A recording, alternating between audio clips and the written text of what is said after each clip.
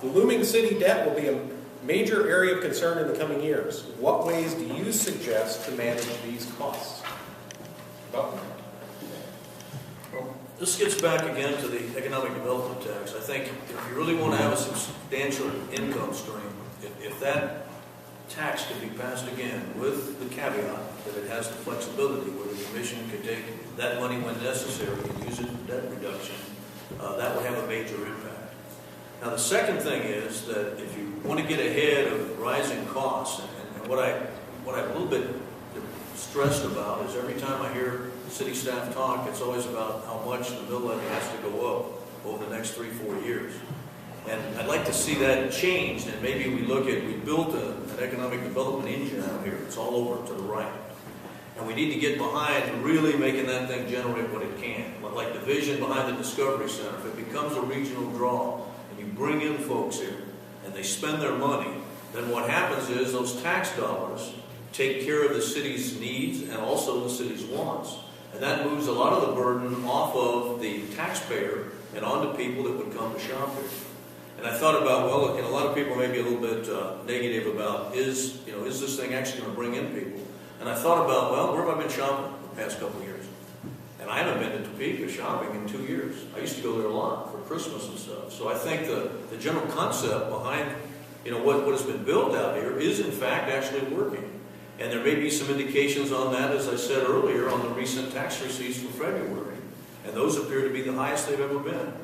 And so there's an engine that we need to capitalize on. Make the Discovery Center, the Convention Center, all those things be the draw that we need so that we can get a chain reaction and get money here and not have to look at, saying the mill levy must go up forever.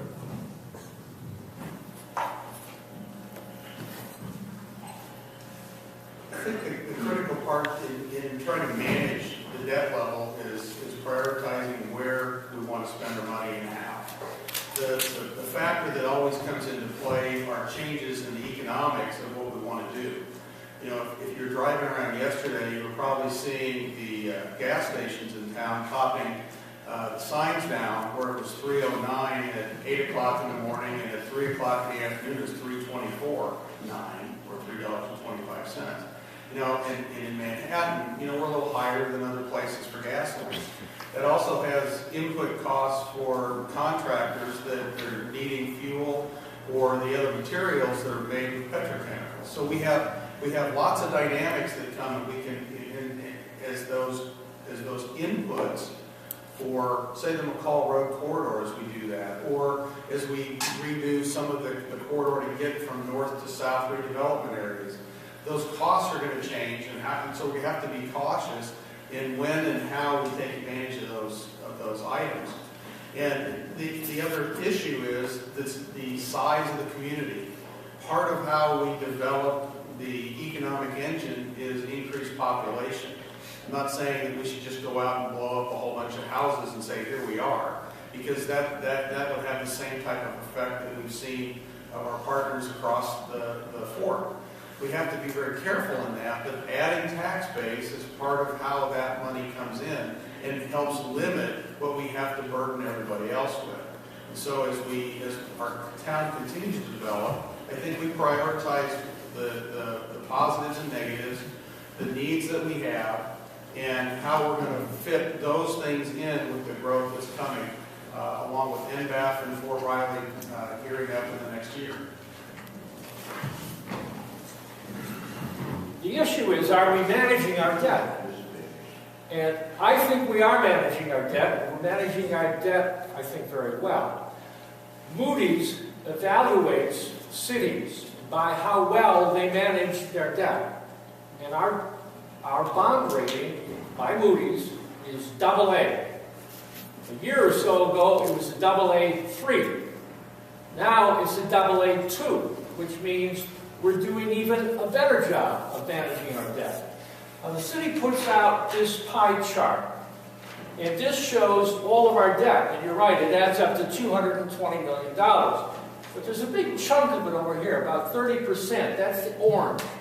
And what that is the special, that's paid for, those bonds are paid for by special assessments. In other words, we borrowed money to improve the neighborhoods, and it's the property owners that are paying for that. So that's a dedicated source of income.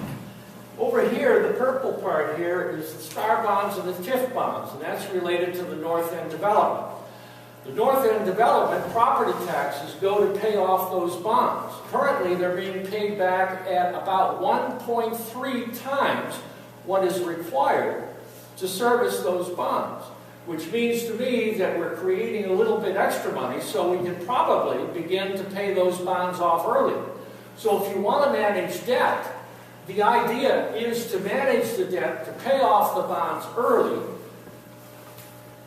and as a result, the property taxes are going to level off and they're going to go down. We are managing our debt in a very responsible way.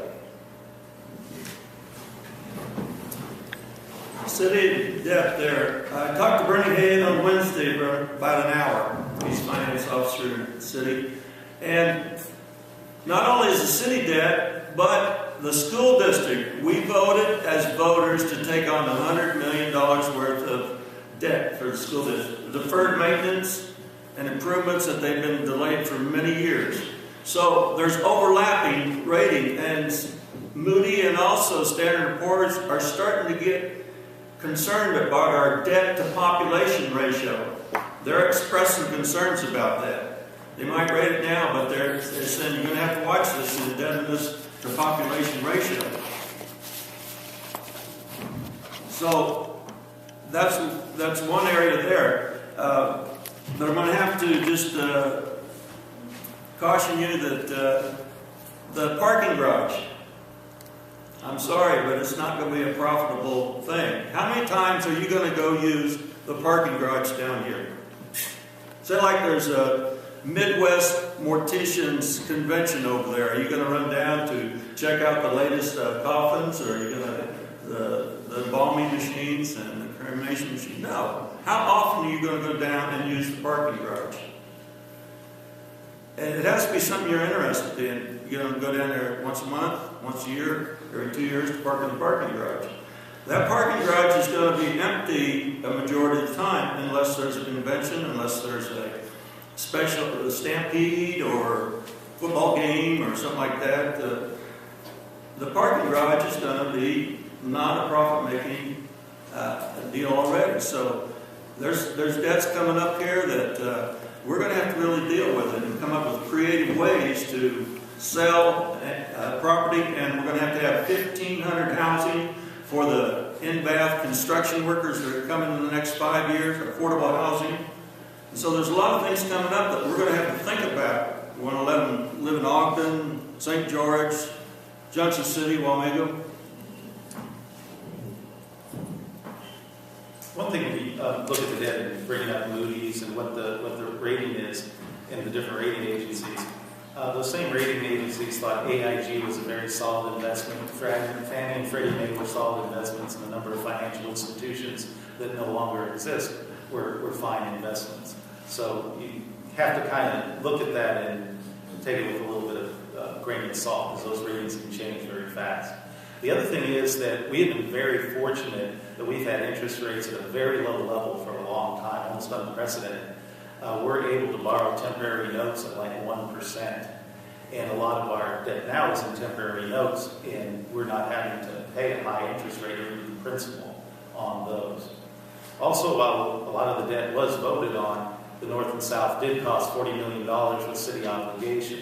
About 26, 27 will be general obligation. About 22 of that still needs to be bonded. That's why you're going to see that big hit come in that 2013 year, is because that debt has to go from the temporary notes, it has to get bonded, and then we'll be paying the full principal and interest rate on that. The other thing, as I mentioned before, the other expenses that are coming up with the fire stations, as well as having to pay for the building of the fire stations, K-18, etc., is that we have a lot of expenses that are coming up. I think there's plenty of light at the end of the tunnel. All the things that everybody else said about the North and South, I agree with. If things go well, we can retire those bonds early.